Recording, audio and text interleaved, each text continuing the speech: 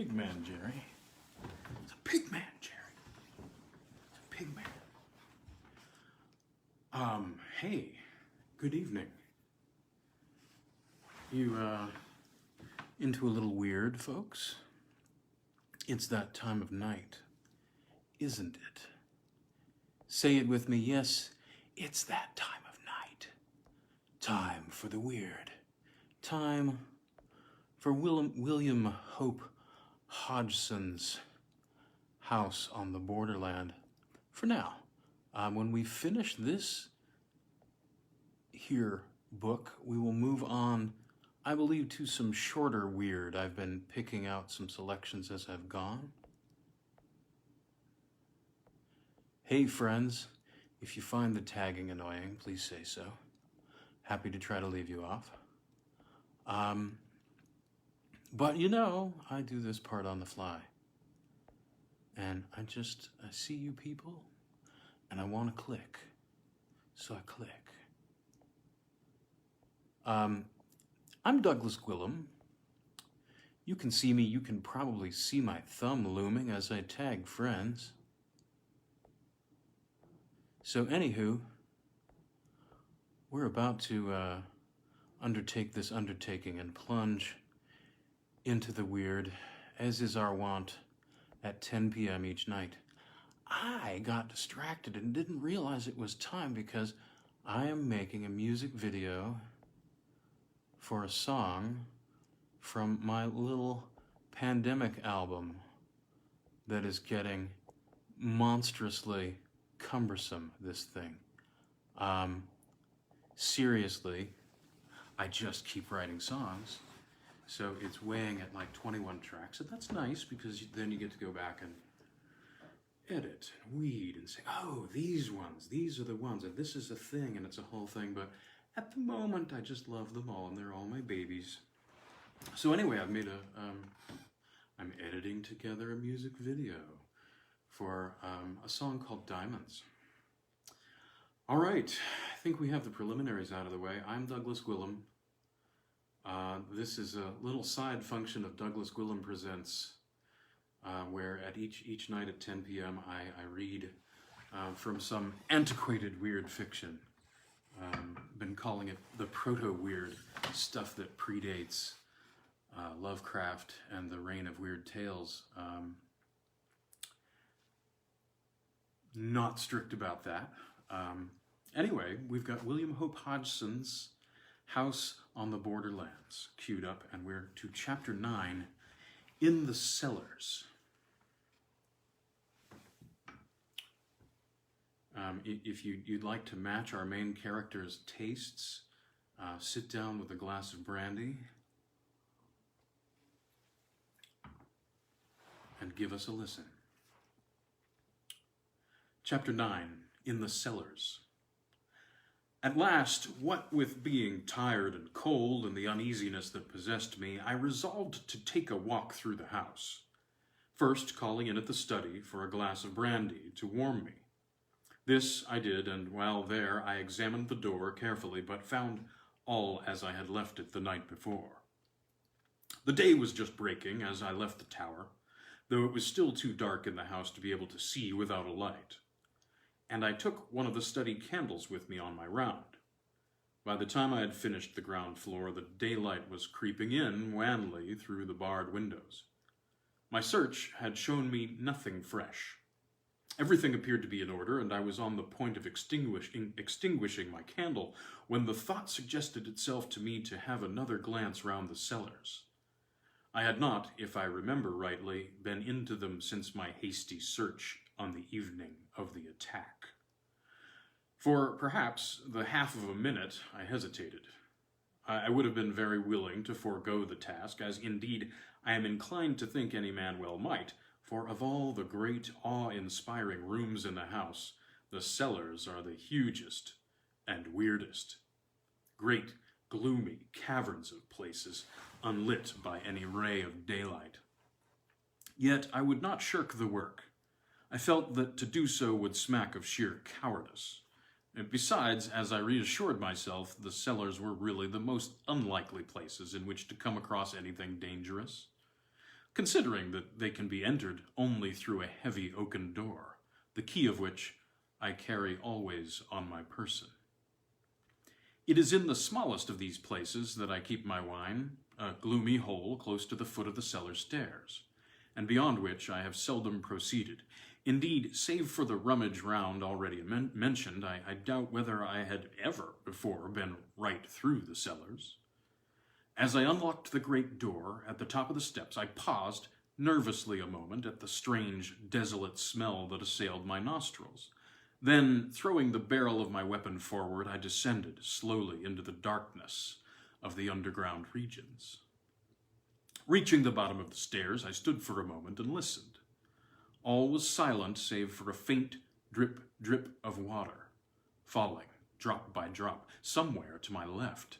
As I stood, I noticed how quietly the candle burnt.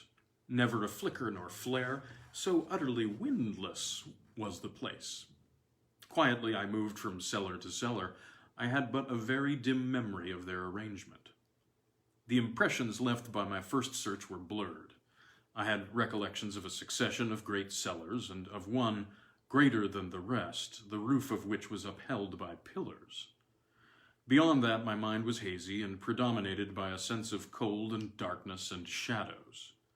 Now, however, it was different, for although nervous, I was sufficiently collected to be able to look about me and note the structure and size of the different vaults I entered. Of course, with the amount of light given by my candle, it was not possible to examine each place minutely, but I was enabled to notice as I went along that the walls appeared to be built with wonderful precision and finish, while here and there an occasional massive pillar shot up to support the vaulted roof. Thus I came, at last, to the great cellar that I remembered. It is reached through a huge arched entrance, on which I observed strange, fantastic carvings, which threw queer shadows under the light of my candle. As I stood and examined these thoughtfully, it occurred to me how strange it was that I should be so little acquainted with my own house. Yet this may be easily understood when one realizes the size of this ancient pile, and the fact that only my old sister and I live in it, occupying a few of the rooms, such as our wants decide. Holding the light high, I passed on into the cellar, and keeping to the right, paced slowly up until I reached the further end. I walked quietly and looked cautiously about as I went, but so far as the light showed, I saw nothing unusual. At the top, I turned to the left, still keeping to the wall, and so continued until I had traversed the whole of the vast chamber. As I moved along, I noticed that the floor was composed of solid rock, in places covered with a damp mold, in others bare, or almost so, save for a thin coating of light gray dust. I had halted at the doorway. Now, however, I turned, and made my way up the center of the place, passing among the pillars and glancing to right and left as I moved.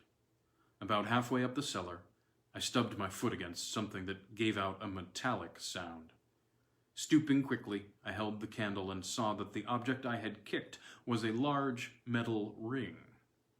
Bending lower, I cleared the dust from around it, and presently discovered that it was attached to a ponderous trapdoor, black with age.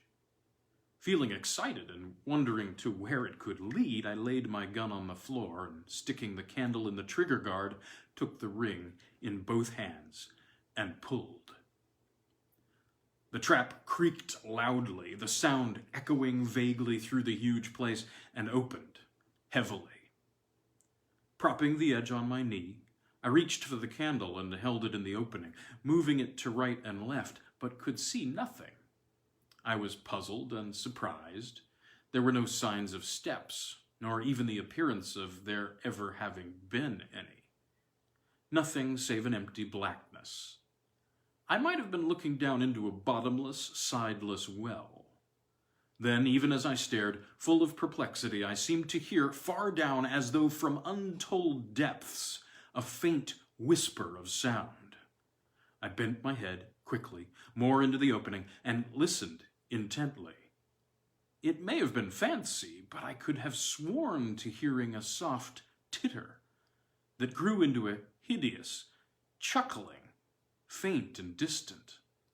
Startled, I leapt backward, letting the trap fall with a hollow clang that filled the place with echoes.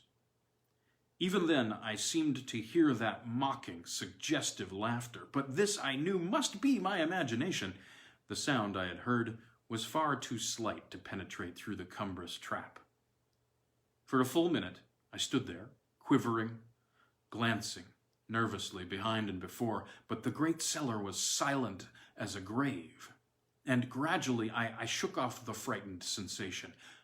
With a calmer mind, I became again curious to know into what that trap opened, but could not then summon sufficient courage to make a further investigation.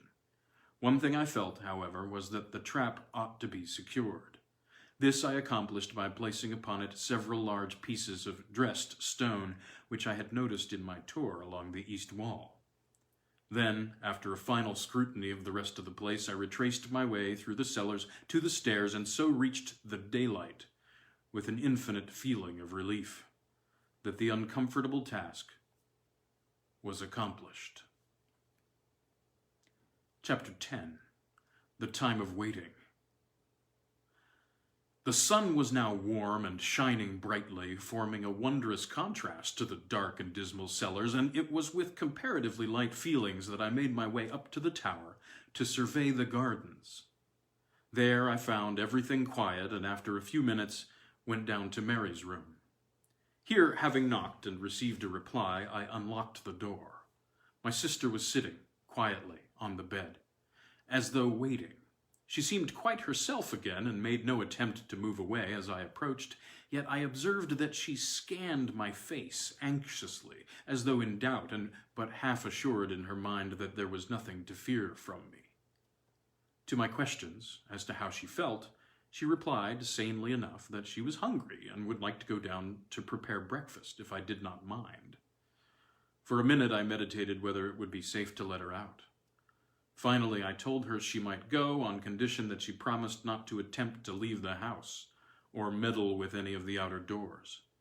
At my mention of the doors, a sudden look of fright crossed her face, but she said nothing, save to give the required promise, and then left the room silently.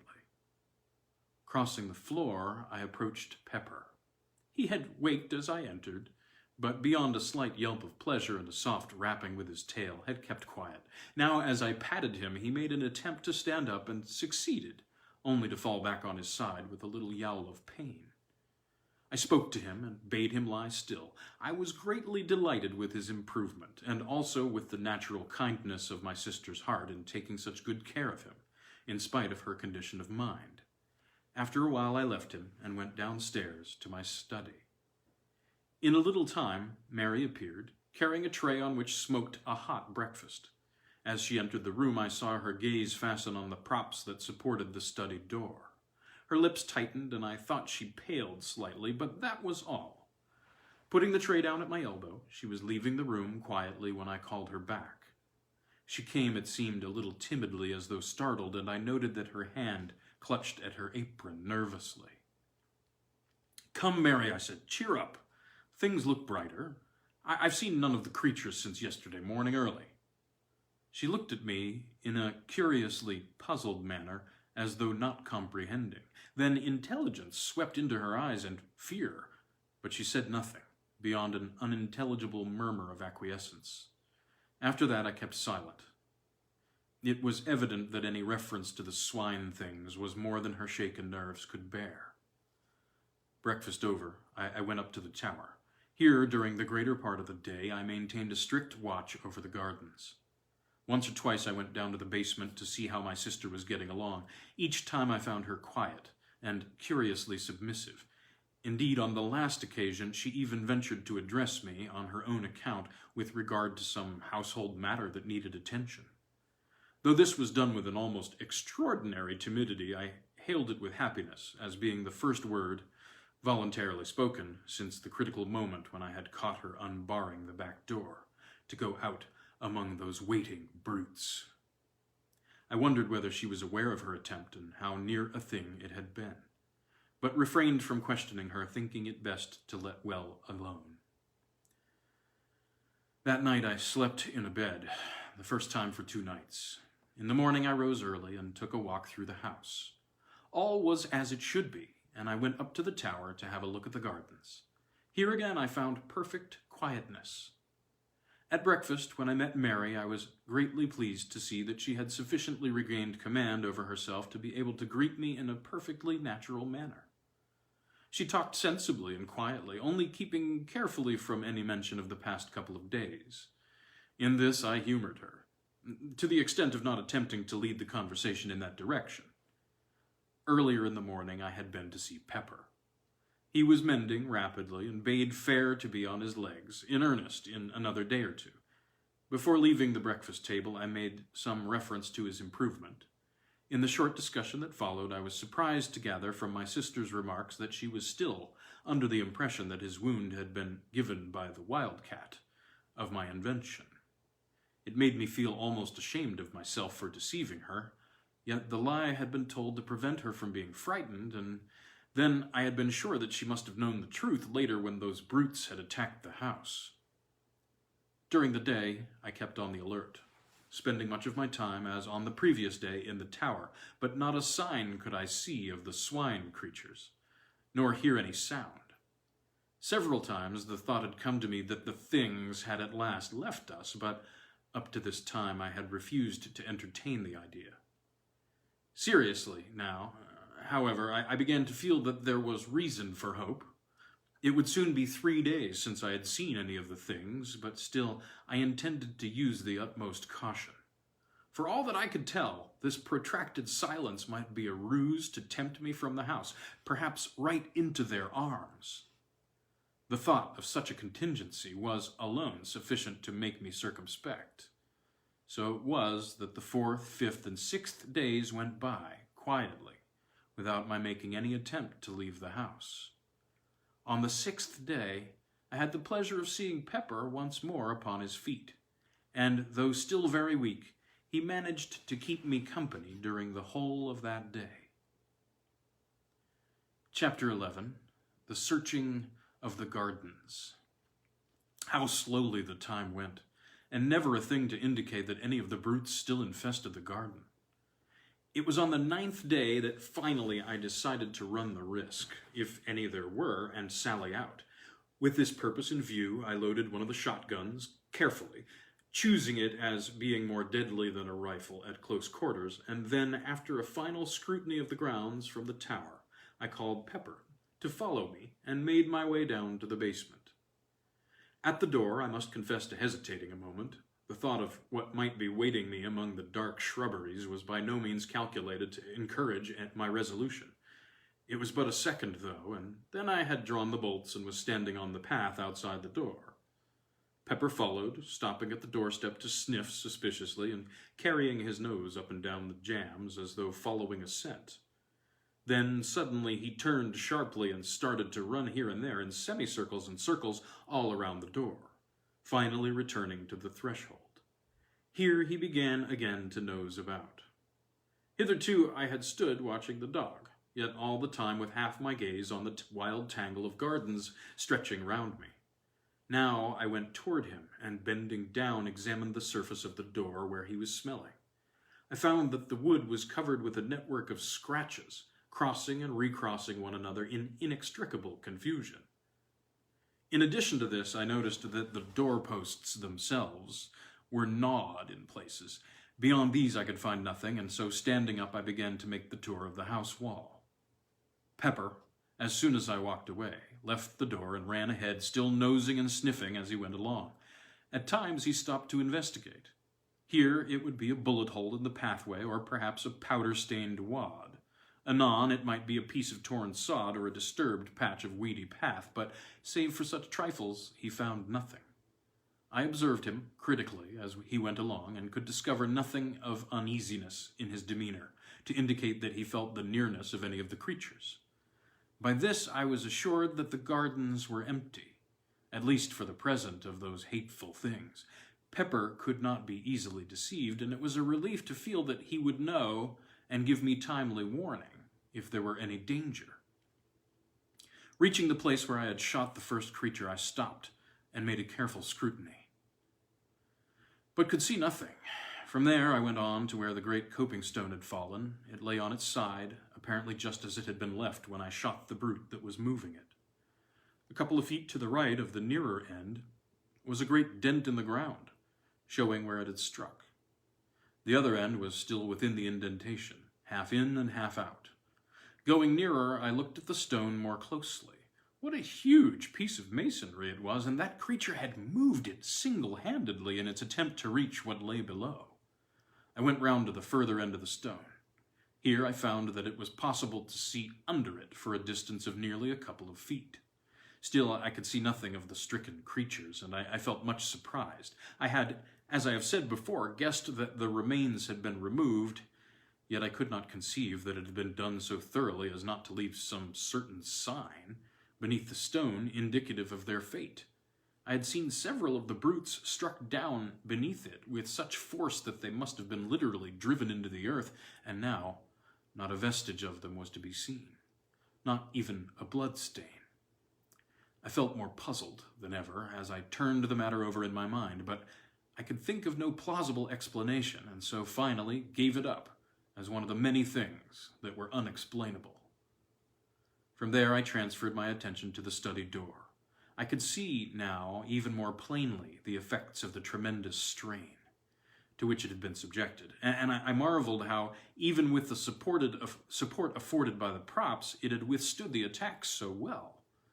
There were no marks of blows, indeed none had been given, but the door had been literally riven from its hinges by the application of enormous, silent force. One thing that I observed affected me profoundly. The head of one of the props had been driven right through a panel. This was of itself sufficient to show how huge an effort the creatures had made to break down the door, and how nearly they had succeeded. Leaving, I continued my tour around the house, finding little else of interest, save at the back, where I came across the piece of piping I had torn from the wall, lying among the long grass underneath the broken window. Then I returned to the house, and having rebolted the back door, went up to the tower. Here I spent the afternoon reading and occasionally glancing down into the gardens. I had determined, if the night passed quietly, to go as far as the pit on the morrow. Perhaps I should be able to learn, then, something of what had happened. The day slipped away, and the night came, and went much as the last few nights had gone. When I rose, the morning had broken, fine and clear, and I determined to put my project into action. During breakfast, I considered the matter carefully, after which I went to the study for my shotgun. In addition, I loaded and slipped into my pocket a small but heavy pistol. I quite understood that if there were any danger, it lay in the direction of the pit, and I intended to be prepared. Leaving the study, I went down to the back door, followed by Pepper. Once outside, I took a quick survey of the surrounding gardens and then set off toward the pit. On the way, I kept a sharp outlook, holding my gun handily. Pepper was running ahead, I noticed, without any apparent hesitation. From this, I augured that there was no imminent danger to be apprehended, and I stepped out more quickly in his wake. He had reached the top of the pit now and was nosing his way along the edge. A minute later, I was beside him, looking down into the pit. For a moment, I could scarcely believe that it was the same place, so greatly was it changed. The dark, wooded ravine of a fortnight ago, with a foliage-hidden stream running sluggishly at the bottom, existed no longer. Instead, my eyes showed me a ragged chasm, partly filled with a gloomy lake of turbid water. All one side of the ravine was stripped of underwood, showing the bare rock. A little to my left, the side of the pit appeared to have collapsed altogether, forming a deep V-shaped cleft in the face of the rocky cliff. This rift ran from the upper edge of the ravine nearly down to the water and penetrated into the pit side, to a distance of some 40 feet. Its opening was at least 6 yards across, and from this it seemed to taper into about 2.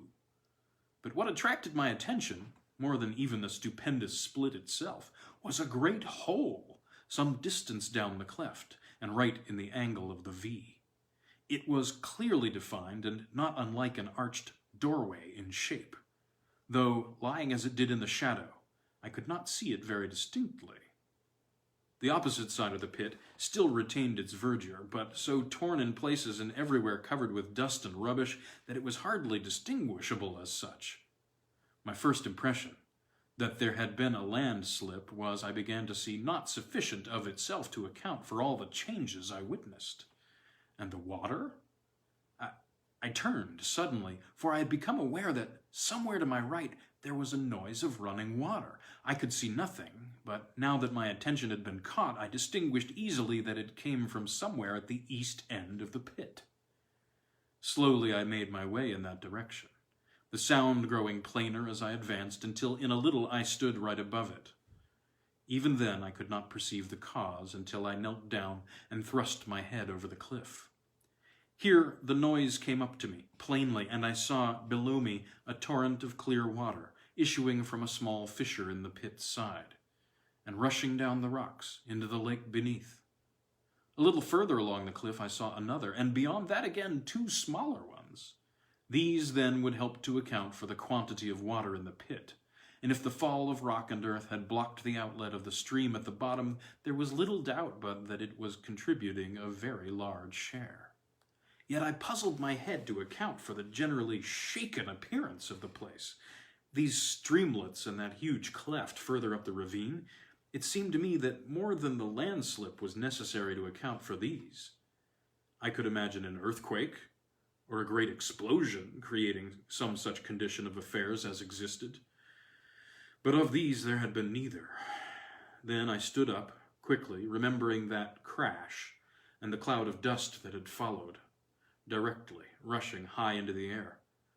But I shook my head unbelievingly. No, it must have been the noise of the falling rocks and earth I had heard. Of course, the dust would fly, naturally.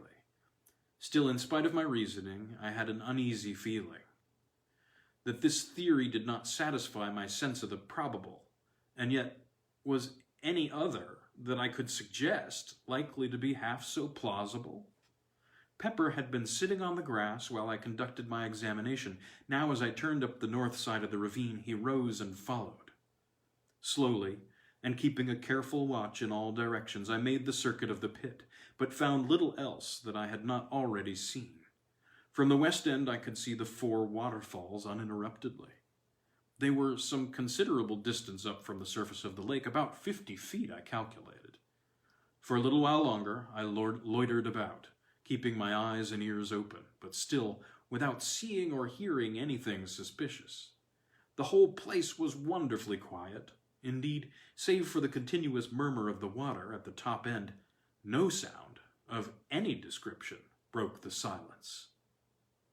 All this while, Pepper had shown no signs of uneasiness. This seemed to me to indicate that, for the time being at least, there was none of the swine creatures in the vicinity. So far as I could see, his attention appeared to have been taken chiefly with scratching and sniffing among the grass at the edge of the pit. At times he would leave the edge and run along toward the house as though following invisible tracks, but in all cases returning after a few minutes. I had little doubt but that he was really tracing out the footsteps of the swine things, and the very fact that each one seemed to lead him back to the pit appeared to me a proof that the brutes had all returned whence they came. At noon I went home for dinner. During the afternoon I made a partial search of the gardens, accompanied by Pepper, but without coming upon anything to indicate the presence of the creatures.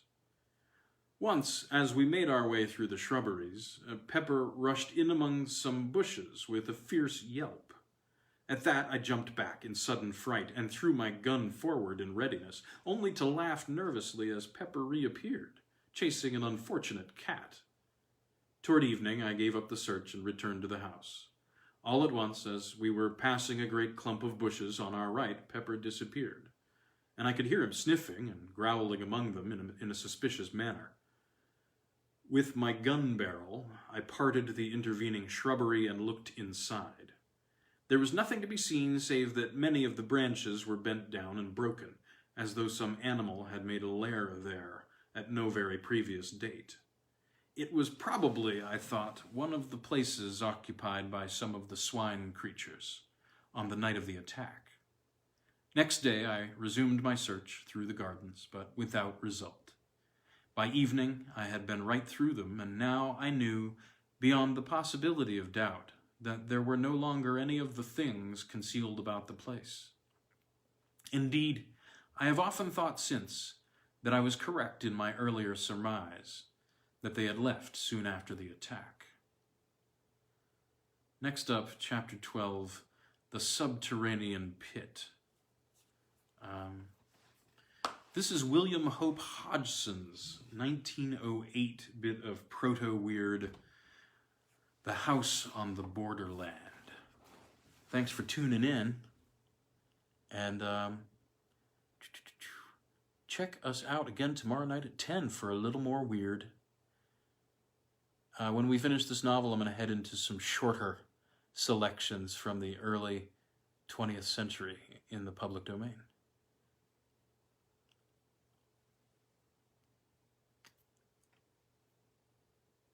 Okay, the little hummingbird on the wall is not a bit of my hair out of place. Have a great night, and I'll see you all tomorrow. Hey, if you like a good fairy tale, I'm doing some We of the Morning, George MacDonald, 19th century fairy tales. Hope you will come around and check those out first thing.